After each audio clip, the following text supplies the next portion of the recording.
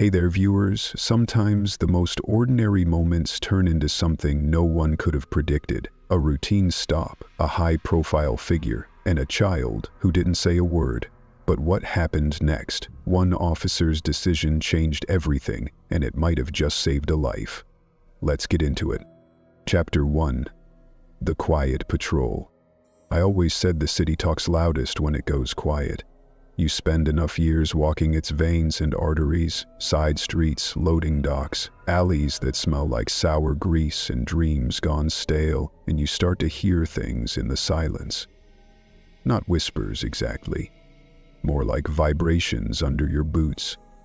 Things you can't quite name, but they pull at the corners of your instincts like a tug on your uniform. It was just past 11 p.m. when I stepped out of the patrol cruiser, leaving the engine idling in front of a half-shuttered bakery on Levine and 10th.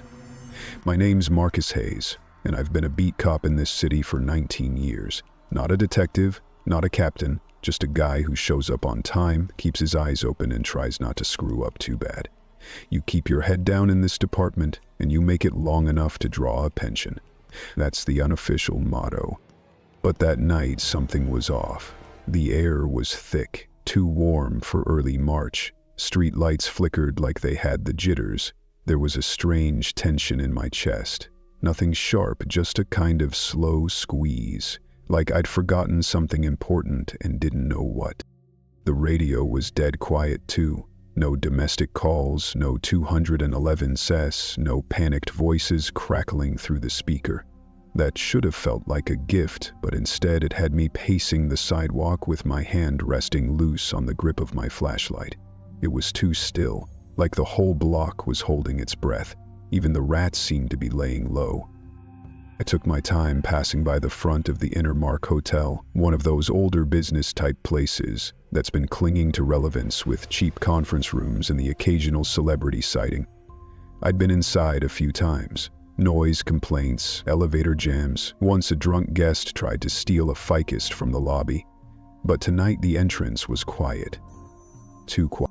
I glanced across the street, toward the corner where the pedestrian crossing met the alley behind a CVS. That's when I saw the kid. He couldn't have been older than 7 or 8. Red hoodie, too big for his body, standing stone still at the edge of the sidewalk. His sneakers planted like he didn't know if he was supposed to wait for the light or just keep going forever. I didn't move right away, just watched. One hand was curled in a fist at his side, the other hung limp, and then someone stepped into view. From the alley, a man came forward like he was walking onto a stage. Not fast, not slow, deliberate. He wore a dark trench coat, sunglasses despite the hour, and a baseball cap pulled low over his face. I couldn't make out his features from that distance, but he moved like someone used to being watched, or maybe used to hiding in plain sight. It was hard to tell. He reached the boy and took his hand, not harshly, but not the way a parent does it. It wasn't protective, it was possessive, like he was claiming the kid. The boy didn't flinch, but he also didn't look up. My fingers curled tighter around the flashlight. Something about the scene. It wasn't right. Not just strange, not just awkward. It was wrong in the kind of way your gut feels before your brain catches up. I stepped off the curb and crossed the street, slow and measured. Didn't want to spook anybody, but I had to get a better read. The man turned his head slightly, enough for me to catch a glimpse of his jawline, the shape of his cheek. That's when I realized I'd seen him before. Not in person, but in videos, headlines, maybe a magazine left open in the precinct waiting room. Sean Combs, people call him Diddy. A big name, music, fashion, nightlife. The kind of guy you don't expect to find on foot with a kid in tow near a loading dock behind a pharmacy. I didn't react, not outwardly, just kept walking, pretending like I hadn't made the connection yet. That's something they drill into you at the academy. Don't let recognition cloud procedure. Celebrity or not, everyone gets the same treatment. At least, that's what we're supposed to believe. "Evening," I said as I reached the sidewalk, nodding at both of them. "Everything all right here?" The man smiled, tight-lipped. "Evening, officer. Just taking my nephew back to his mom." His voice was smooth, polished, like a man who's given 1,000 interviews and knows exactly how to control a room. But I noticed the way his fingers stayed wrapped around the boy's wrist instead of his hand. Subtle, but I clocked it. "You got a name, son?" I asked the kid gently. He looked at the man, then back at me. His lips barely moved. "Evan." "You okay, Evan?" A pause, then quieter. "I guess." I looked back at the man. "Uncle, huh?" "That's right," he said quickly. "We were just looking for her. She ran into the hotel, said she'd be right back. I was keeping him company." "You said back to his mom. You mean she's in the hotel now?" A beat. "She stepped out. Left her phone, though. We're trying to figure out if she doubled back to the car." "And your name?" Another pause. "Sean." He didn't say Combs, didn't say Diddy, just Sean, like it would buy him deniability. I looked down at the boy again. "You remember your mom's phone number?" He shook his head, or maybe he just trembled. It was hard to tell. Something in me hardened then. I don't know if it was the way the man kept adjusting his sunglasses, or the boy's silence, or maybe just the way the air felt heavier now. But I stepped a little closer. "Mind if I see some ID?" I asked. Sean Diddy hesitated, then he reached into his coat and pulled out a wallet, handed me a card. The name matched, the picture was him. But the kid still hadn't looked up. I radioed for backup without making a show of it. Standard welfare check on a minor. I didn't accuse anyone of anything, didn't draw my weapon. I just stayed there, grounded in the concrete like a damn oak tree, while the man in front of me started to twitch at the edges. He tried to make small talk, said he was just in town for business, that he loved kids, that his sister was probably inside the hotel freaking out because she forgot her purse. He even laughed once, but it didn't reach his eyes. Meanwhile, the kid, Evan, he wasn't blinking much, just breathing, slow and shallow. "Would it be all right," I asked carefully, "if one of my partners talks to Evan for a second, just to make sure everything's okay?" Diddy's lips tightened. "Is that really necessary?" "Shouldn't be a problem if everything's fine." His jaw shifted, then he let go of the boy's wrist. "Sure, go ahead." I signaled to a second unit that had just pulled up. My partner Salazar stepped in, knelt beside the boy, offered him a bottle of water, took him a few feet away. The man watched every movement with surgical focus. And I stood there, my mind racing. I'd dealt with hundreds of calls, a few hundred more welfare checks. Most turned out fine, kids with scatterbrained parents, family drama spilling onto the street. But this wasn't that. This was rehearsed, coordinated, off-script, and I couldn't shake the feeling I'd stepped into something far bigger than it looked. Salazar came back over after a few minutes. His face was tight. He leaned in and said just loud enough for me to hear, "Kid says he doesn't know this man. Says he met him just 20 minutes ago, that someone else dropped him off." I looked at Diddy. The smile was gone now. The silence pressed in again. But this time, I wasn't listening to the city. I was listening to the boy's breathing, steady now that he was away.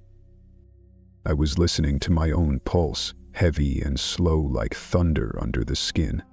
I was listening to the feeling in my gut that told me, for once, I'd arrived just in time. Chapter 2. He said he was my uncle. It's funny how quickly a shift can turn. One moment you're pacing your usual beat, half thinking about the sandwich you didn't finish earlier, half watching shadows slide across pavement, and the next, you're holding a thread that might unravel something rotten if you pull it the right way. That's how it was with this one. The moment the kid whispered those words to Salazar, everything inside me settled into a kind of hard, focused quiet. Not panic, not even anger. Just that cold kind of readiness you get when you know the next few minutes might decide whether someone walks away safe or not at all. Diddy, or Sean as he kept introducing himself, had the kind of calm that made your skin crawl once you saw through it. It wasn't real calm.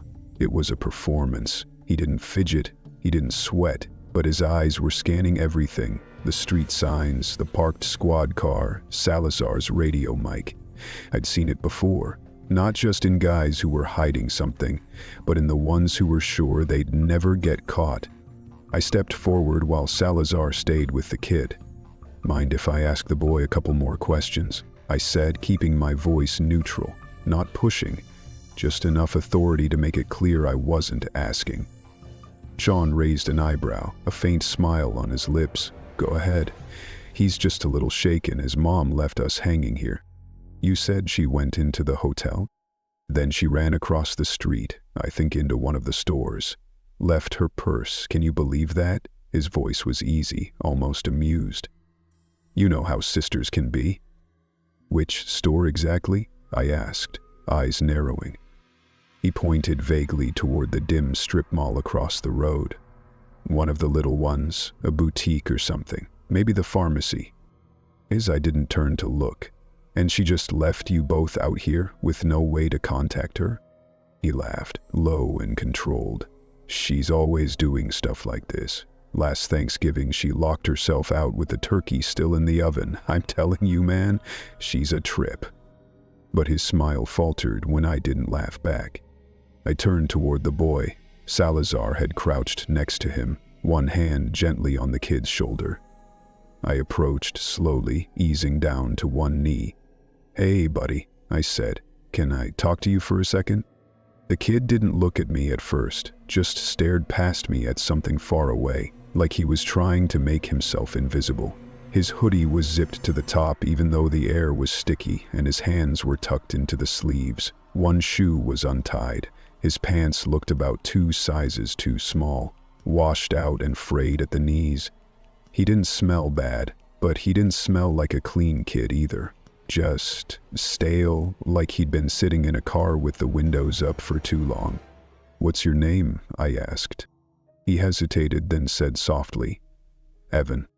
"Evan," I repeated, keeping my voice warm. "That's a good name.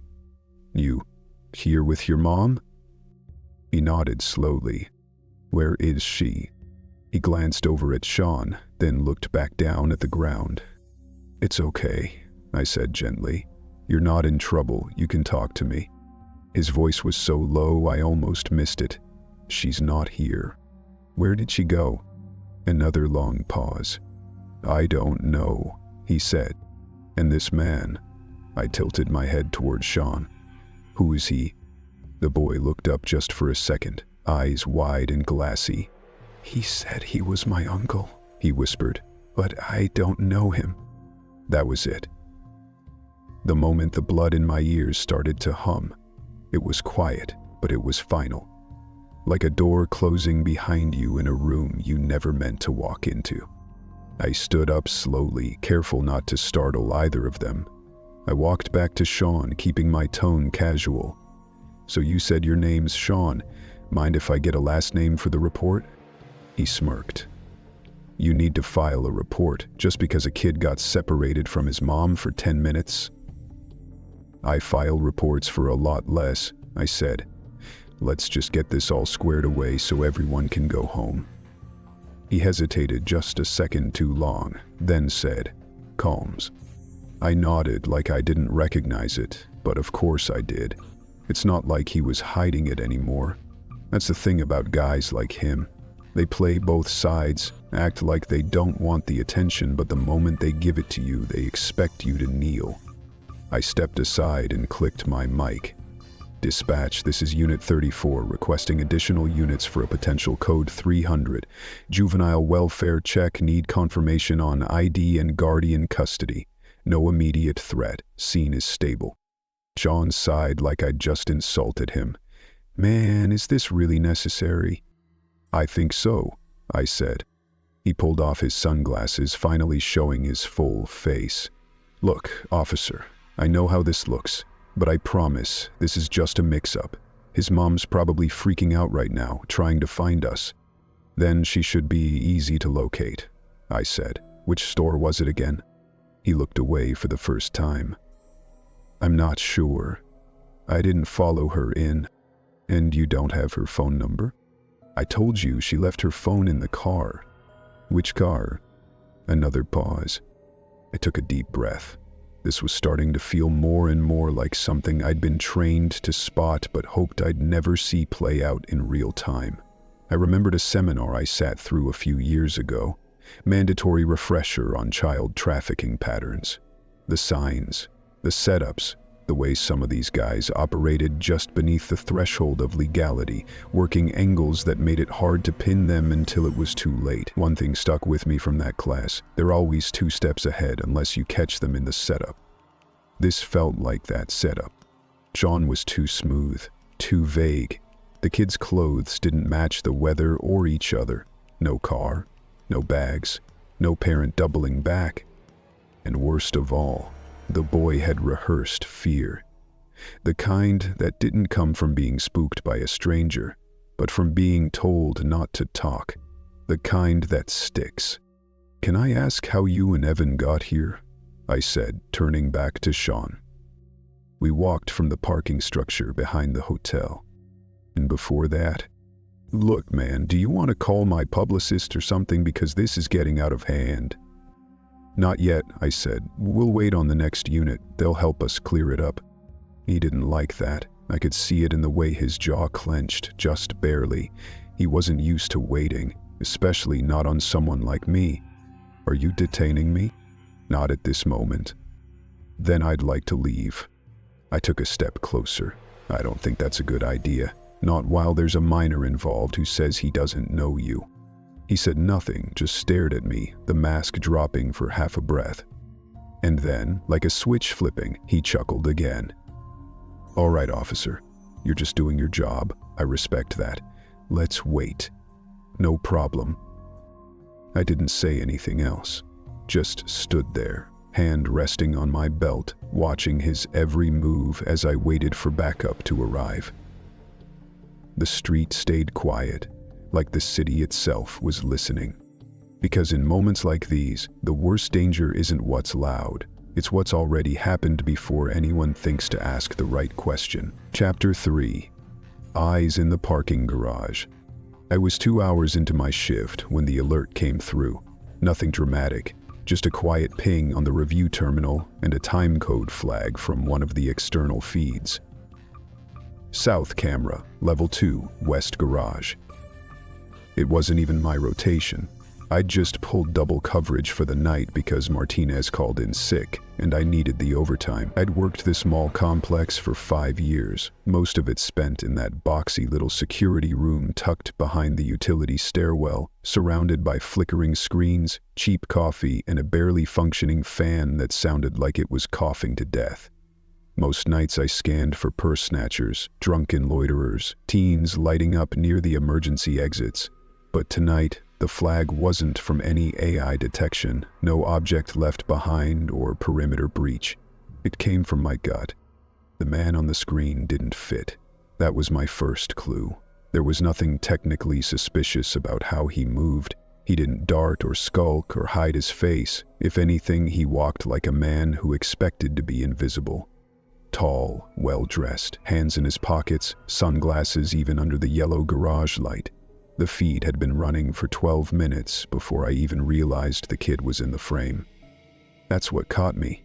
The boy didn't arrive with the man. He entered separately, drifting in from the north stairwell maybe 5 minutes before, no adult close behind, just a slow, meandering walk across the concrete, like he wasn't sure where he was supposed to be.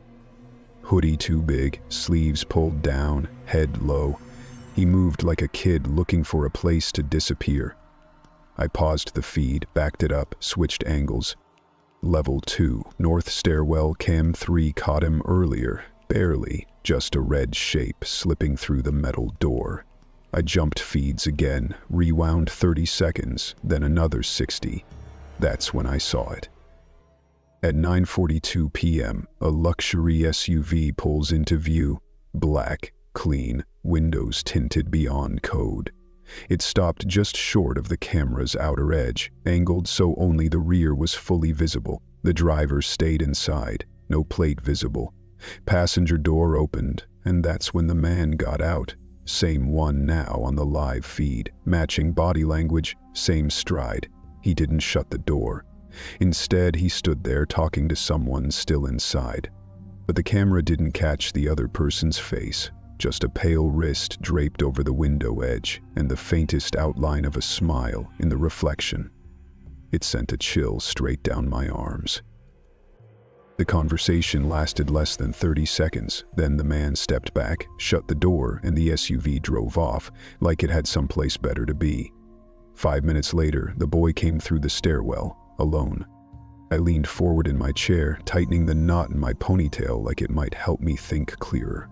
My eyes darted back to the present feed where the man, Sean Combs, I realized now, was standing near the east corner of the garage, making a show of tying his shoelace while glancing toward the stairwell. Sure enough, the boy came into view, and Combs stood up just as the kid hesitated. They exchanged a few words. No panic, no shouting, just familiarity. But too fast, too smooth, like something rehearsed. I ran a playback of the encounter again, watching every blink, every shift in body posture. The kid didn't reach out. He didn't run. He waited. And when Combs put a hand on his shoulder, the boy didn't flinch, but he also didn't relax. That's what told me something was off. I've seen hundreds of parent-child interactions. Lost kids being scooped up by frazzled moms, distracted dads rushing out of stores with juice boxes and apologies. The dynamic is always a little messy. Real affection comes with edges. But this was like a stage performance. Like they both knew the part they were supposed to play but didn't believe a word of the script.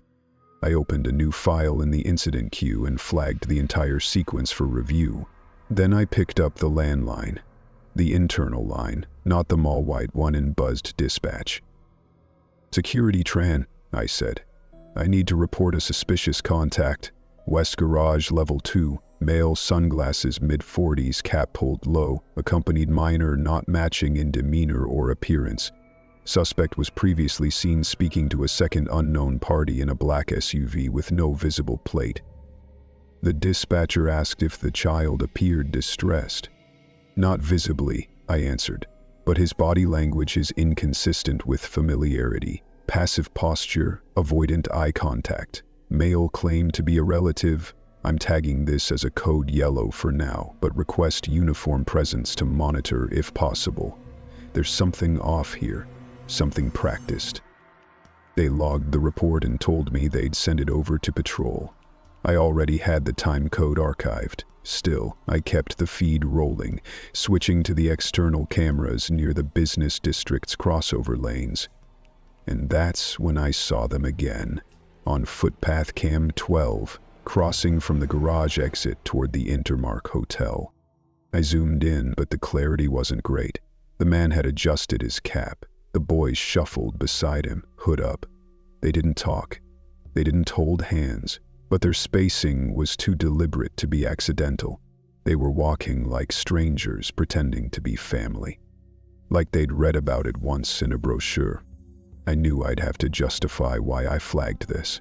On paper, none of it screamed emergency. There were no raised voices, no resistance, no weapons. But I've reviewed enough incidents that didn't make it to the evening report. I know what it looks like when something's wrong and the system misses it. It's always these quiet little moments, the ones you can't explain without sounding paranoid. I minimized the live feeds and opened our digital review log. There was a case from 3 years ago, different mall, different kid, but the pattern was eerily similar. A child left unattended in a parking structure, no sign of the adult until footage showed a man leading them away through a rear entrance. That case never went public. The report was sealed, outcome marked resolved, guardian located. But if you looked deeper, the timestamps didn't line up. The footage was incomplete, and the officer who logged the initial report transferred 3 weeks later without explanation. You don't forget those files. I snapped back to the present feed. On cam 16, I watched a patrol officer, a black man, Tall, broad-shouldered, moving like someone who'd been doing this job long enough to let his body speak for him. Approaching Combs and the boy at the corner of Levine and 10th. No tension, just a slow, cautious drift. The kind that says, "I'm not buying what you're selling, but I'll let you talk for now." I tapped the audio console. The mall's exterior feeds didn't have sound, but I could read the officer's body language as clear as if he were speaking into my ear. He crouched to talk to the kid. The boy barely moved. Then something was said. I saw the kid's lips part, saw the officer freeze. His posture changed. Weight shifted. His hand hovered near his shoulder mic. That's when I knew I wasn't imagining it. This wasn't a misunderstanding. It wasn't a stressed-out parent losing track of their kid. It was something else. Something colder. Something I didn't have a name for yet, but I knew I needed to follow it. I typed a direct note into the report file. Suspect's response is consistent with grooming behavior. Minors affect flat. Eyes do not meet adults. Possible separation from family unit prior to contact. Observe chain of custody. Recommend full internal review of parking structure timestamp discrepancies. Trace origin of SUV. Check cross-referenced tags. My hands were moving faster than my thoughts now. I switched screens, pulled up municipal traffic feeds, trying to catch a frame of that SUV as it exited. If it hit any of the public lanes before turning off, I might get a tag. But even as I did all that, part of me was still locked on that child's eyes. That blank, practiced stillness. That was what haunted me most. Because in this line of work, it's not the kids who scream that break you. It's the ones who've already learned not to. Chapter 4. You don't know his name, sir? There's a kind of silence that doesn't belong in a city. Not just the absence of sound, but a hollowing out of it. An emptiness that creeps in at the edges, swallowing the static of passing cars and the rattle of overhead lights until all that's left is the weight of what isn't being said.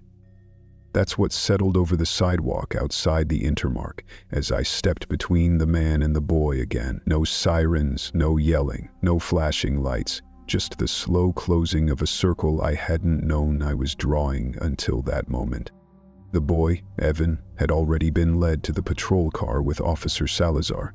He sat in the back with the door open, legs swinging off the edge of the seat, holding the bottle of water like it was an anchor.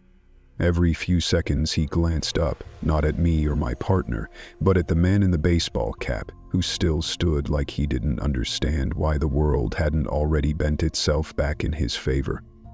Sean Combs was good at this. That much was clear. He had the relaxed posture of a man used to being obeyed, the easy smile of someone who knew charm was currency, but now that we were past pleasantries, his shine had dulled. He stood straighter, too straight, like he was bracing for impact, and his smile, what was left of it, was tight around the eyes. He kept adjusting his sleeves, a tick, nervous energy bleeding through the cracks.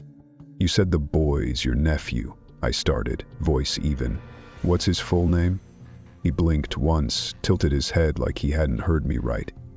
"Evan," he said, too quickly. "Full name? I mean, I just call him Evan," he replied, laughing under his breath. "You know how it is, man. Family nicknames and stuff. I always forget his full thing.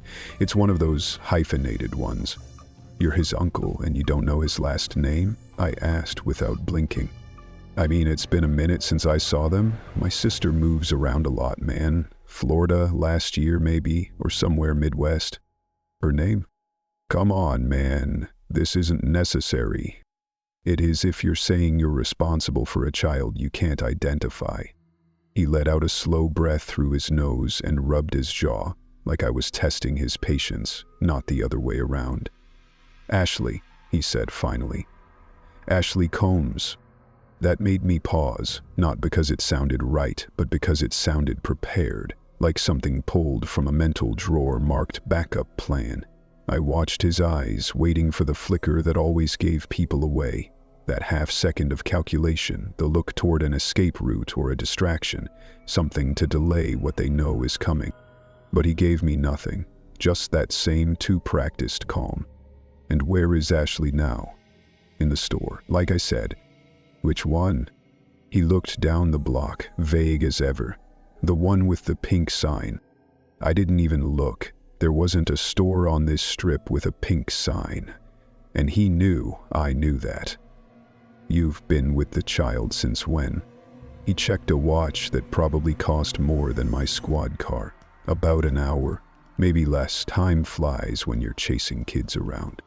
Where did you pick him up from? He paused. We met at the hotel. You just happened to meet there?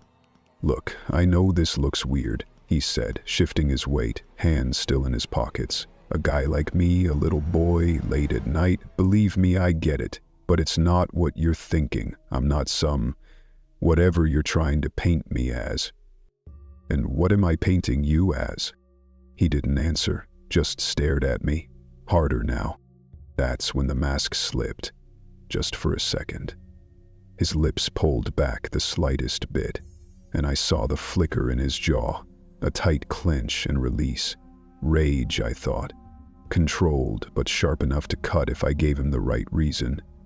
I'd seen that look before, not just in criminals, but in people with too much power. People who weren't used to hearing the word no. People who believed their name was a shield. John, I said, lowering my voice, do you understand what happens if I make the wrong call here? He raised an eyebrow. What's that supposed to mean? It means if I let you walk away and something happens to that boy, if it turns out he's not your nephew, if there's even one thing off about your story, I don't just get suspended. I live with that every day. You understand? I said he's my nephew, and he said he doesn't know you. We stared at each other. For a moment, it felt like everything around us, the lights, the cars, the ticking of the pedestrian crosswalk, just stopped. I remembered a file I read years ago, buried in the back drawer of a precinct I used to work, a case that never made the papers. Young boy, 8 years old, found wandering a hotel lobby, said he'd been at a party with a famous man, wouldn't say more. The man denied everything, said he was just trying to help the kid. No charges were filed. The file was sealed. But I remembered the name. I remembered the eyes in the booking photo.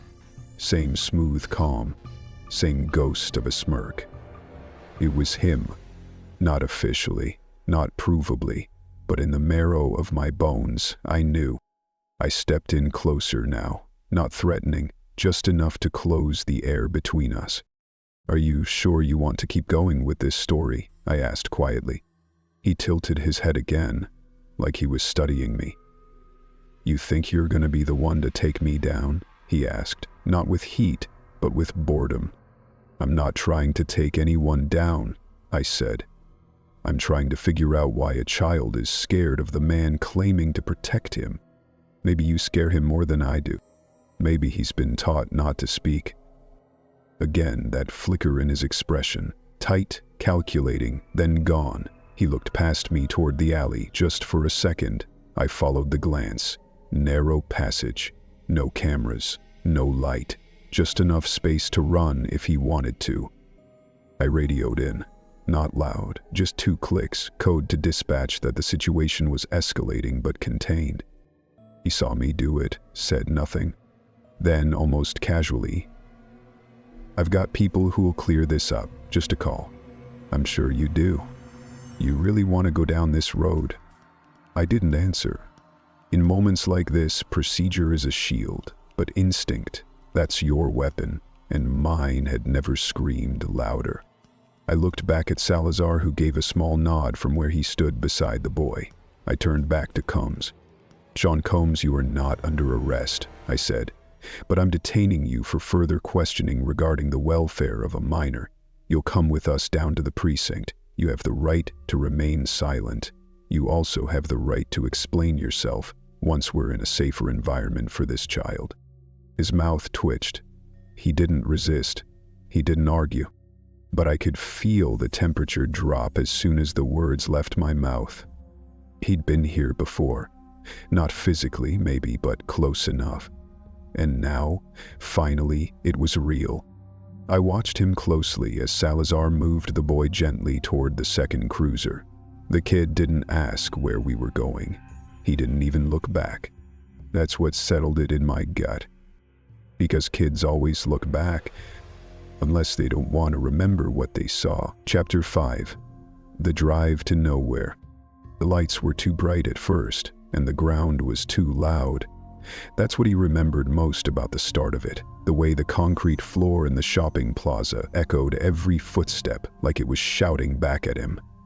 He didn't know how long he'd been walking, only that he had lost his grip, not on something in his hand, but on where he was supposed to be. He had been with his mother. She had been holding his hand, he was sure of that. They were walking through the place with the escalators where there were music sounds and a store that smelled like popcorn. She had said they would get ice cream. Then she had stopped, turned to look at something behind her, and let go of his hand without meaning to. He remembered the rush of bodies all around, people bumping into each other, voices talking too fast, the clatter of a shopping cart. He had turned around to find her, but when he looked back in the direction they were walking, she wasn't there anymore. That's when the noise started to get bigger. Bigger than the floor, bigger than the crowd, bigger than he could handle. His heart had started to pound, not fast, but heavy. He had stood still in the middle of everything, just watching the people move like waves on all sides. Then a man came up to him. Not the man with the hat, a different one, shorter, wearing a jacket that looked like it had shiny pieces on the sleeves. The man had crouched in front of him and smiled like someone who had practiced smiling. "There you are," the man had said too warmly. "Your mom sent me to get you, champ. She's just up ahead." The boy hadn't moved. He didn't know the man, but the voice had been smooth like the cartoons that sold cereal. The man reached out, not to grab, but to guide, just a hand hovering behind the boy's back. "She's waiting in the garage," the man had added. "Come on, let's go," she said, "not to leave you alone." He remembered following. He remembered not wanting to, but not knowing how to say no. They had walked down the corridor that smelled like wet concrete and gum wrappers, then past a metal railing that looked too tall for him to climb. The man had kept talking, but the boy didn't remember what he said. It was just words, floating past him like the sounds from a TV left on in another room. They went down a stairwell that echoed with each step, like they were going inside a big drum. He hated the sound of their footsteps. Every step made it feel more like the walls were closing in, like the stairs would go on forever. Then they were in the garage. It was cooler there, quieter too. The lights above buzzed in a way that reminded him of the bug zapper his uncle used to hang on the porch. There was a big black car waiting near the far wall, the kind with windows too dark to see through. It wasn't moving, but the engine was on. The other man, the one who had waited, stood beside it. He was taller, slim, wearing a hat pulled low and sunglasses even though there wasn't any sun. He didn't smile. He didn't even look at the boy at first. He just talked to the first man for a moment. They said some things he couldn't understand, something about 10 minutes, and just like last time. Then the first man patted the boy's shoulder. "This is your uncle now," he said, nodding toward the tall man. "He's gonna take you to your mom." The boy didn't speak. He just stood there, cold inside even though the air wasn't. The tall man finally looked at him. Then he crouched, not low enough to meet the boy's eye, but low enough to look like he was trying. "What's your name, little man?" he asked. The boy said nothing. His voice was buried somewhere inside his chest. The tall man nodded as if he already knew the answer. "All right, no worries. You don't have to talk yet. You'll feel better once we're moving." The car door opened. The boy was nudged inside, not shoved, not dragged, just guided, like someone pushing a balloon through a door without touching it. The seats were soft. It smelled like leather and something sweet, like perfume and plastic. The windows didn't show anything. The man slid in next to him. The door closed. The silence inside the car was different. It was too quiet, like the air had been pressed flat. There was a tablet in the seat pouch in front of him. He reached for it without meaning to. It woke up on touch, showing a menu screen with little floating icons. One of them said, "Draw." He pressed it. The screen changed to a page full of crayon-colored scribbles. Not from him, he hadn't drawn them. These were already there. They were pictures of kids, stick figures, some holding hands, some standing next to big people with stars on their shirts. One was holding a balloon. Another had tears drawn on its face with a shaky blue line. He didn't know what it meant. The man beside him reached for the GPS screen. It showed a route. The destination just said, "Night Route, private event." He didn't know what that meant either. The car pulled out of the garage. They didn't go fast. The city lights passed by like ghosts, all blurry and tall. The boy leaned his head against the door and tried not to cry. He wasn't supposed to cry. That's what his mom always said. Crying was for babies. "You're strong," she used to tell him. "You're stronger than you know." But now, he didn't feel strong. He felt like a balloon someone had let go of, floating without knowing where he was going. Just drifting. The man started talking again.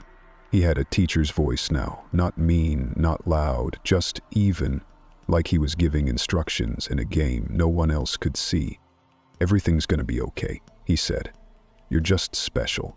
Some people get to go to special places. You'll be back with your mom soon.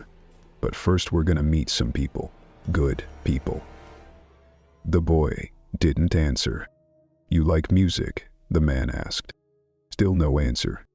"I bet you do. I can tell you've got rhythm. You got a spark." The words didn't mean anything. They sounded like something he'd said 1,000 times, not just to him, maybe to other kids too. The boy stared at the screen again. The drawing had changed. Now it was a blank page. He didn't remember clearing it. "Why don't you draw something?" the man said. "Whatever comes to mind." The boy didn't move. They kept driving. The city was quieter now. Fewer cars, more shadows. He felt the road change, smoother, then rougher. Like they had turned off the big streets and onto smaller ones. The man looked at his phone. Then suddenly the car stopped. Not hard, just stopped. The man swore under his breath, looked out the window. Another man approached. A police officer. The boy didn't know what was about to happen, but his heart started beating faster. Not scared exactly, but not safe, like when you're waiting for something loud to happen. The door opened again. The man got out first. He told the boy to wait, but he didn't want to. He got out too. The officer was talking now. He was tall, strong, but his voice wasn't angry. It was careful, kind. He asked the man some questions. The man smiled, said things the boy didn't understand. Then the officer turned to him, knelt down. "Hey buddy," he said, "you all right?" The boy looked up. This was the moment. His mother wasn't here. He was alone. But this man, this officer, had a different kind of voice. Not like the others. This one didn't feel like a trick. So the boy told the truth. "I don't know him," he whispered. And just like that, something shifted in the air. He didn't know what would happen next, but it felt like the car had finally stopped driving nowhere. It had stopped. And maybe, just maybe, he was about to be found. Chapter 6. Night Route. Julie Tran had always believed in two kinds of quiet, the kind that brought peace and the kind that made your bones hum. The quiet in the security room was the second kind. Low buzz of monitors, the stale recirculated air pressing on her shoulders, and the soft glow of a dozen camera feeds blinking across her face. Everything outside those screens had gone still, but the moment hadn't passed. If anything, it was just stretching, thickening into something harder, something that wanted to be ignored. She sat back in her chair and stared at the paused frame of the SUV. The image was just grainy enough to blur the identifying details, but not enough to erase what she already knew. It wasn't supposed to be there. She'd run the plate 3 times through the commercial lookup system. Nothing, not even a mismatch, just a blank record, a shadow. Vehicles like that didn't go unregistered unless someone wanted it that way. She opened the deeper back-end logs, the ones not tied to the public system, and manually traced the time-stamped footage from earlier that evening. The moment the SUV pulled in, 9:42 p.m., it entered with the smooth confidence of something rehearsed. The driver never showed his face. The passenger, Sean Combs, got out in one fluid motion, didn't look around, didn't even acknowledge the camera mounted 30 feet above. It wasn't arrogance, it was muscle memory. Julie leaned closer, freezing the moment where Combs appeared to speak with someone still inside the vehicle. The angle was too shallow to catch a face, but she caught a glimpse of pale skin, a hand adorned with a silver ring tapping lightly on the doorframe. There was movement but no urgency. Whoever was inside stayed there, waiting, relaxed, as if they'd done this before and had no reason to worry. She clicked open the vehicle's GPS overlay from the internal garage tracker. The car had lingered longer than expected, almost 9 minutes before departing. That was enough time for a conversation, a plan, and a handoff. She pushed further into the system, accessing cached location history from the garage Wi-Fi mesh. Most modern luxury vehicles pinged location signals off public nodes without realizing it. Some left behind digital footprints. And there it was. One entry. Night route, private event. She blinked, then clicked to expand it. No address, no company registry, just that phrase. No public website, no booking system, just a name. Night route. She sat back, the name rolling in her mind like a stone skipping across still water. It wasn't in any of the venue lists she'd memorized over the years. No bars, no lounges, no pop-up clubs or underground shows with that label. It was the kind of name that sounded made up, like something designed to exist only in whispers. But the system had pulled it from somewhere. That meant it had been used before. She opened a new tab and ran a search through the LAPD's internal incident report archive. She didn't go in through the front channel. That would alert the system's activity log. Instead, she tunneled through the secondary gate used by civilian partners during audit reviews. It took longer, but it left no obvious trace. The results came back sparse, not empty, just thin. 3 incident reports flagged over the last 6 years, all with tangential mentions of night route, all of them vague, redacted, all of them dismissed before they could escalate. The first was from 2017. A noise complaint in West Hollywood. Multiple minors were escorted out of a residential property with no listed leaseholder. The name Night Route appeared once, scribbled in an officer's field notes, no charges filed. The second was worse. 2019. A missing persons report tied to a private event downtown. The child was found 2 days later outside a hospital in Glendale, dehydrated, incoherent, with no memory of the prior 48 hours. Her clothing was inside out. Her wrists bore faint impressions of plastic ties. She didn't say the word herself, but the responding officer noted that she had whispered something resembling night route while being stabilized. The case never reached trial. It was sealed within the month. The third case, from 2022, had only one page viewable. A juvenile male, 9 years old, found wandering in the Brentwood Hills after midnight. The officers marked him as under observation, possible trauma. The accompanying narrative simply read, subject claimed to have attended a party with music, dark hallways, and other children. Described a tree in the room with no roots. Case marked inconclusive. Julie sat motionless, one hand still hovering above the mouse. The tree with no roots. She repeated the phrase out loud to herself, her voice barely audible over the hum of the monitors. Something in her chest tightened. She backed out of the report archive and opened her personal folder. There was a file there she hadn't touched in 3 years. She clicked it open. A case she'd helped on during a temp transfer to precinct intake. An assault allegation tied to a local producer. The victim was a minor, Nothing stuck, no arrests. The girl's story had too many holes, they'd said. She was emotional, contradictory, but Julie remembered something about the case that others dismissed. A list of names, code names, venues.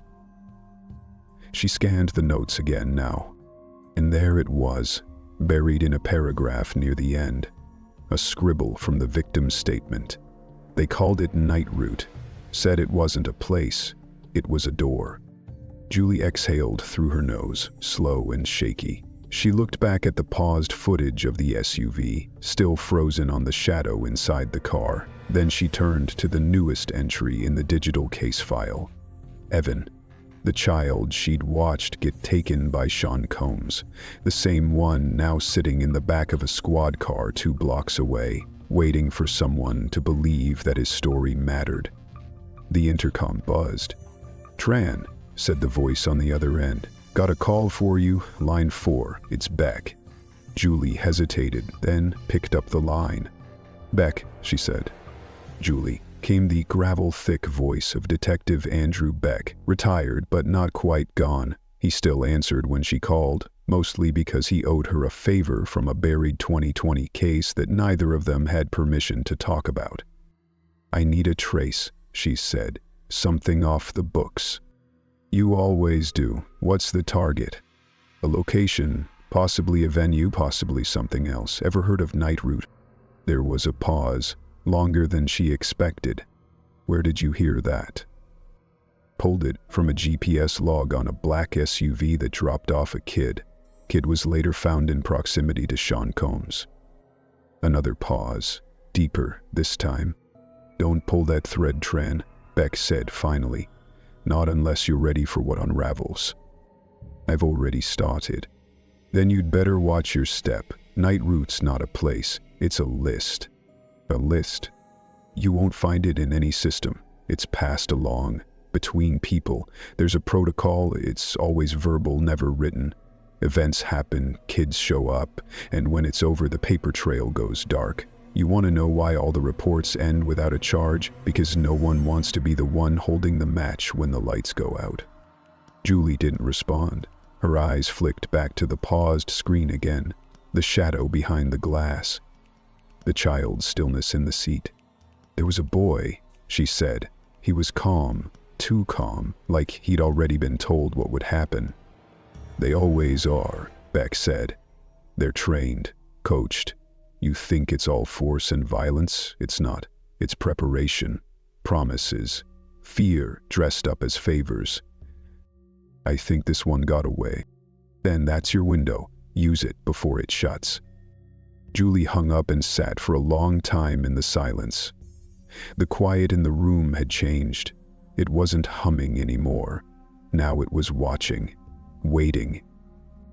She looked at the footage again, and then, without letting herself second-guess it, she opened a new file.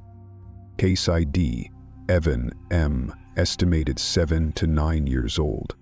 Possible alias connection, Night Route. Involved party, Combs, Sean.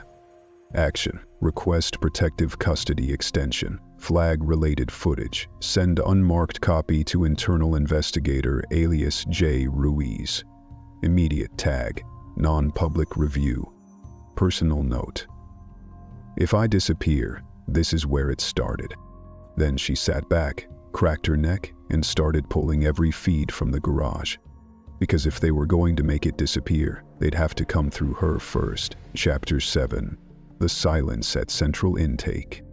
The fluorescent lights at central intake had a way of making everything feel thinner. Skin, patience. The line between right and wrong. They buzzed in that constant, high-pitched hum that settled just behind your teeth, as if the building itself was grinding down anyone who stayed too long. I'd been standing under them for close to 40 minutes, watching the clock tick past midnight, listening to the sound of rubber soles squeaking down linoleum and the low rumble of vending machines that never stocked what anyone actually wanted, but none of it touched him. Sean Combs sat across from me, hands resting loosely on his thighs, legs slightly apart, his back against the molded plastic of the intake bench. like he was posing for a portrait no one was allowed to take. He wasn't cuffed. We hadn't charged him. Yet. That was the trick of it. We had him here on suspicion, on protocol, on just enough cause to justify detainment without getting boxed in by bureaucracy. I'd seen guys in worse shape pace the floor until their shoes gave out. But him? He sat like he belonged in the room, like this was just another room in another building he'd eventually be walked out of with the same quiet smirk he wore now. He hadn't said a word in over 20 minutes. Not to me, not to the desk sergeant, not even to the lawyer-looking guy who showed up out of nowhere with a folder under one arm and a cell phone he never once looked down at. The man hadn't introduced himself, hadn't offered credentials, hadn't even sat. He just leaned against the wall, crossed his arms, and waited until someone acknowledged his presence, which didn't take long. The supervisor on duty tonight was a guy named Carver. Big, soft-spoken, the kind who knew how to play both sides of the fence without ever putting a foot on either. He came out of the back office holding a printout and a smile that didn't quite meet his eyes. "Hayes," he said, voice low and measured, "we've got a situation." I didn't move. "We've already got one. According to this," he said, waving the paper, "we've received confirmation of the child's guardianship. A relative came forward, provided documents. It's looking like this might have been a mix-up." "What relative?" "An aunt. Name's been redacted pending verification, but the paperwork checks out." "Paperwork can be printed at a FedEx in 12 minutes, I said. "We've got a child who said he didn't know the man sitting in that chair, who was caught walking him through a commercial lot at 10 p.m. without explanation, without contact information, and without any personal identifiers. That's not a mix-up." Carver's eyes darted to the man at the wall, then back to me. "There are people involved who want this resolved quickly, smoothly." "Which people?" "I'm not at liberty to say." "There it is," I muttered. The magic phrase. I'd heard it before, not in these exact words, not always in rooms this bright, but I knew the tone, the bureaucratic bend in a man's voice when he starts to believe that keeping the peace is more important than telling the truth, when his job becomes about managing outcomes instead of protecting people. The man with the folder finally stepped forward. He didn't extend a hand, just said, "We're not looking to escalate." "Neither am I said. "You've got a good reputation, Officer Hayes. Years of service, commendations, no misconduct on file. Is that supposed to mean something?" "It means we'd hate to see that reputation get buried under procedural overreach." There it was, not a threat, just a warning, smooth, clinical, like all the best ones are. I turned to Carver. "I want the boy placed in temporary protective custody, full psych eval, separate interview space with a licensed forensic interviewer." "You don't have that kind of authority," Carver said quietly, "and you haven't filed anything beyond an incident report." "Then I'll file it now." The lawyer-looking man opened the folder, revealing a printed letterhead I didn't recognize and a stack of papers marked with blurred seals. "There are confidentiality agreements in place," he said. "Further pursuit of this without direct cause opens the department to civil liability." "Is that a scare tactic or a promise?" He said nothing. I looked back at Combs. He hadn't moved, still seated, still staring at nothing like he was waiting for a train that always arrived exactly on time. I took a step forward, not toward him, but to the intake window. I slapped a blank form onto the counter and asked for a pen. The woman behind the glass blinked.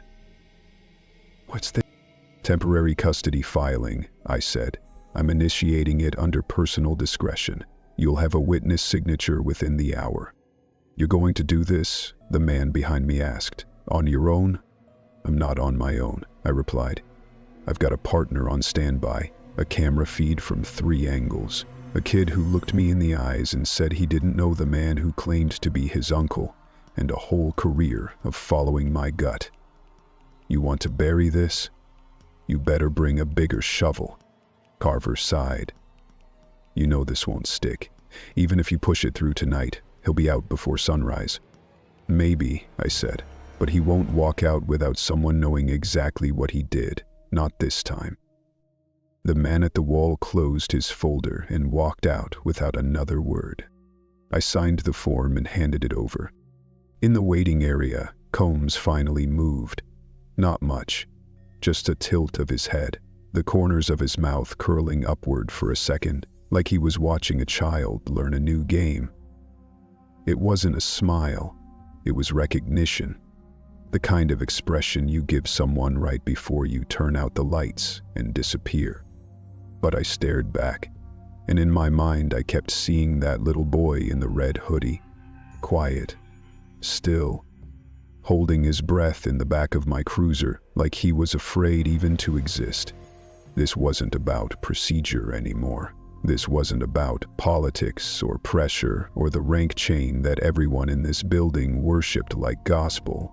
This was about a kid who could have vanished, a kid who almost did, and a man who sat too calmly in a room where people were supposed to sweat. If they wanted to make this disappear, they were going to have to come through me, paperwork and all, because maybe I couldn't stop the machine. Maybe I couldn't even slow it down, but I could jam one gear, one night, 1 hour, long enough for someone else to notice, long enough for the next step to matter, and long enough to make sure that for once, just once, a man like him didn't get to walk away like none of it ever happened. Chapter 8. The locker, the note, the name. The boy was asleep when I stepped into the holding room, a blanket wrapped around his shoulders like armor too thin to stop what he'd already been through, and his shoes, those small, worn-out sneakers, were lined up perfectly beside the cot, as if some part of him still believed in order.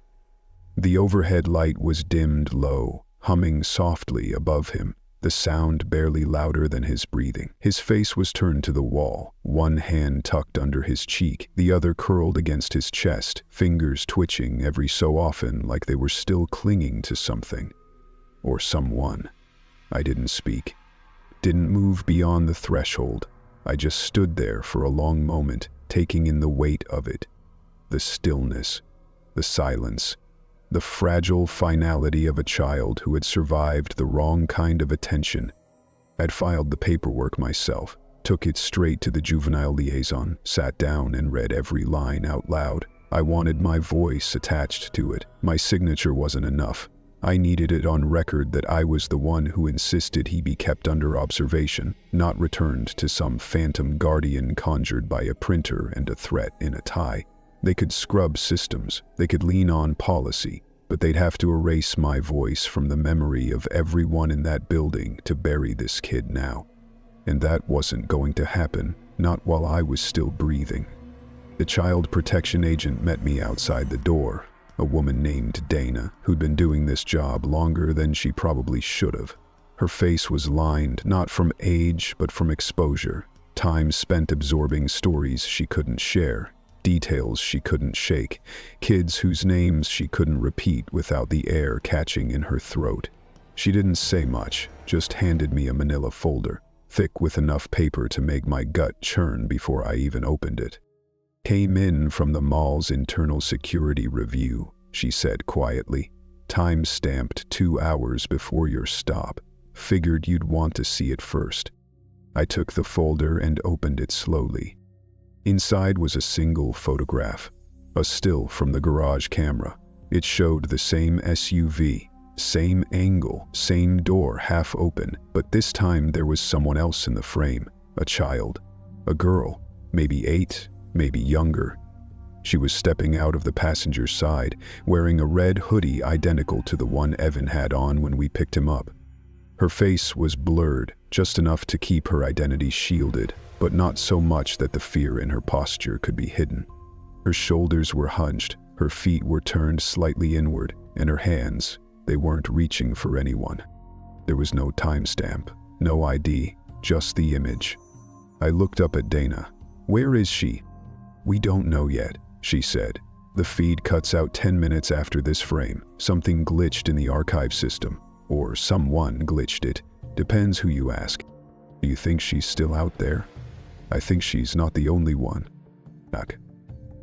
I didn't say anything. I didn't need to. We both knew what that meant. One kid found in the middle of a city this big was luck. Two with matching clothes and matching silences. That was a system. That was a pattern. That was a string you weren't supposed to pull because someone made damn sure it looped all the way back to a place where no one was willing to follow. I left the intake center around 3:00 a.m., the streets empty except for the cleaning crews and the slow rhythm of late-night traffic lights switching colors for cars that never came. The city never truly slept, but it did pause sometimes, long enough to let you hear your own thoughts echo inside your skull. I drove in silence, no music, no radio. Just the sound of tires against pavement and the faint crackle of the police scanner in the background spitting out calls that felt a million miles from the world I'd just come from. Back at the precinct, the air smelled like stale coffee and old paper. My locker was still where I'd left it, middle row, second from the left. The paint chipped around the corners from years of keys and boots and a million small frustrations. I didn't plan on opening it. I just wanted to sit on the bench for a while, catch my breath, maybe find something close to stillness, before I had to go back into the noise of paperwork and interviews and internal affairs inevitably sniffing around the edges of the call I made. But something was sticking out of the vent. A scrap of paper, folded tight. I pulled it out, heart already thudding before my fingers even unfolded it. You stopped one. Don't stop now. No signature, no date, nothing on the front. I turned it over, and there it was. A name I hadn't seen in almost a decade. One word, scrawled in thick pen, just slightly smeared like whoever wrote it didn't want to give the ink time to dry. K-Mine. I felt the blood drain from my face. That name didn't belong here, not anymore. It belonged in a case I'd tried to follow years ago, one that had disappeared under a wave of sealed files, quiet reassignments, and whispered warnings about overreaching your lane. The Klein case had started like this one, a missing girl, a private party, a man with enough money and connections to make the facts bend. I'd been younger then, more idealistic, thought the badge meant I could drag truth into daylight no matter how deep it was buried. I was wrong. The reports vanished. The parents stopped answering calls. The lead officer got reassigned to traffic. I got told to drop it. I did. But now her name was back. And not just in my memory. Someone else remembered. Someone else knew. I looked down at the note again, the words heavier now than they had been a moment ago. Not a warning. A challenge. An invitation. I stood up, shoved the paper into my jacket and walked down the hallway toward the records room. The night shift clerk barely looked up when I walked in. I didn't bother explaining. I just logged in, accessed the sealed case search and typed the name. Keyline. The screen blinked, then stalled, then blinked again. Access restricted. I logged out, backed out of the building. Stood under the buzzing street lamp, hands in my pockets, the wind cutting just sharp enough to keep me awake. The city stretched out in every direction, endless, impenetrable, but not silent. Somewhere out there, another child was waiting, maybe more, maybe already gone, maybe still waiting for someone like me to walk by at the right time. I reached for my phone. Dialed a number I hadn't used since the Klein case died in a file drawer no one was allowed to open. A voice answered, hoarse, uncertain. "This is Hayes," I said. "I need you to listen. It's happening again." The voice hesitated. Then, "Where?" I looked down the block toward nothing in particular, just the dark and the feeling that the next door was already cracked open, waiting. "Everywhere?" I said. "But I've got a name now." I hung up, slid the phone back into my jacket and stepped into the street. No headlines, no applause, just the night. And one more step forward.